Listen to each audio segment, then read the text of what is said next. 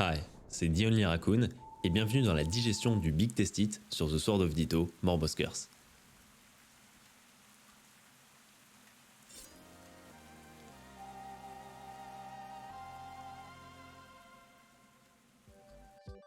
L'unique jeu développé par One Beat Beyond sur PC et PS4 en 2018 puis sur Switch en 2019 a mélangé le genre action, RPG, aventure et roguelite. Et autant te dire que tout ça m'a ouvert l'appétit. Pour te faire simple, dans un monde terrorisé par Mormo, une sorcière maléfique, tu vas être choisi par l'épée, une entité magique qui te donnera la possibilité de devenir un héros. Sur une ambiance de Zelda, ton aventure se composera de quêtes, de monstres, de donjons et de morts. Mais la mort n'est pas la fin, car chaque siècle, un nouveau héros est choisi par l'épée. Au niveau du gameplay, tu commences par choisir un badge qui définit tes aptitudes et tes armes, ici représentés par des jouets. Par exemple, l'archer commencera avec un arc et des dégâts de feu sur son épée, tandis que le robot aura un yo-yo et une régénération accrue de son énergie, lui permettant d'utiliser son jouet plus souvent. Puis si tu veux battre Mormo, il faudra gagner en niveau en affrontant des ennemis, en équipant des stickers pour améliorer ton personnage, et en terminant des donjons, qui sont une majeure partie du temps de jeu. Il y en a 3 types, ceux de bonbons, qui vont permettre de débloquer l'accès à ceux d'épreuves, et les grottes, qui sont facultatives. Les 2 premiers cités sont intéressantes par leurs énigmes et leur design simple mais efficace. Tu vas chercher différentes clés parmi les nombreuses pièces générées aléatoirement jusqu'à trouver celle de la salle de boss pour l'affrontement final.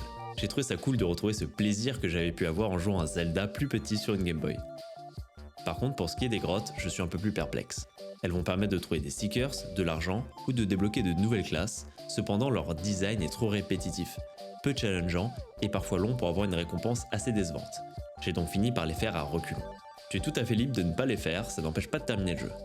Mais la possibilité de trouver de nouveaux badges dans les grottes les rend tout de même essentiels pour débloquer du contenu. Et ce contenu va alimenter le côté roguelite qui a du mal à prendre. Si tu ne connais pas, le genre roguelite se définit par sa progression à travers la défaite. Tu vas apprendre de nouvelles informations ou améliorer ton personnage pour ne pas perdre sur la prochaine partie. J'aime beaucoup ce genre et pourtant Ditto a eu du mal à me faire accrocher à cette rejouabilité. Dans un premier temps, les runs, c'est-à-dire chacune de tes parties, vont se dérouler sur 2-3 heures en avançant tranquillement vers le boss final sans faire toutes les grottes, ce que je trouve un poil long. Dans un second temps, les nouveautés entre chaque run ne sont pas transcendantes. Les nouveaux personnages débloqués ont beau avoir un gameplay différent, le ressenti final reste assez similaire. Les ennemis sont en grosse partie les mêmes, avec plus de points de vie, et les différentes zones du monde qui nous entourent sont semblables, mais avec des emplacements générés aléatoirement.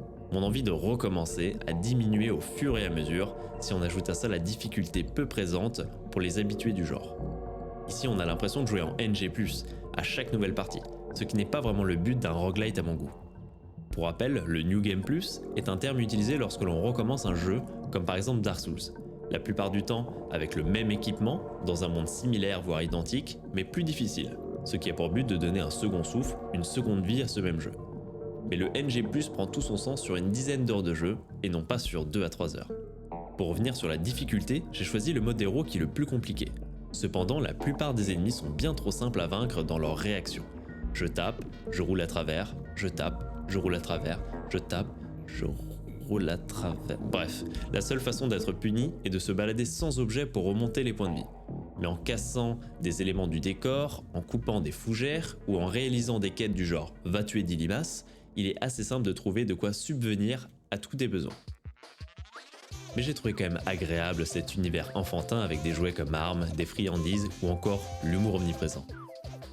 On peut ne pas apprécier, mais la direction artistique est fidèle à elle-même, il n'y a pas de dissonance tout au long de l'expérience de jeu. Les musiques très énergiques et parfois loufoques donnent le sourire. Il m'est même arrivé en live d'avoir frénétiquement l'envie de danser sur une de ces mélodies. Peut-être que si on repart sur une analyse du jeu avec comme point de base ce côté fun et léger, on peut y trouver chaussure à son pied. La facilité de prise en main rend le jeu plus fluide et moins frustrant. Je vais une dernière fois comparer avec Zelda qui était aussi simple dans sa progression tout en étant un très bon jeu. Il y a tout un tas de stickers et de badges à découvrir, des pingouins, des morses, des chiens, des poulpes avec qui discuter pour ajouter encore plus de bonne ambiance. Tu peux aussi jouer en coop local, ce qui se fait assez rare de nos jours. Malheureusement je n'ai pas pu essayer, mais je m'y mettrai avec plaisir lorsque j'en aurai l'occasion. En bref, même si j'ai passé un bon moment, je n'ai pas trouvé ce que je voulais, ce que j'attendais dans Ditto. J'aurais pris plus de plaisir avec une histoire plus longue, plus étoffée, ou alors avec des runs plus courtes et condensées qui mettent en avant la rejouabilité. Si t'aimes les jeux rétro modernes, essayer plein de personnages mignons, ou encore passer un moment détente, tu peux y aller. Mais si tu cherches un roguelite, de la difficulté ou un jeu mature, tu devrais commander autre chose. J'espère avoir pu t'aider, et si tu veux en savoir plus sur mes tests en live, ou encore me soutenir pour plus de contenu similaire, je t'invite à me suivre sur YouTube ou encore Twitch. Bon appétit, des bisous!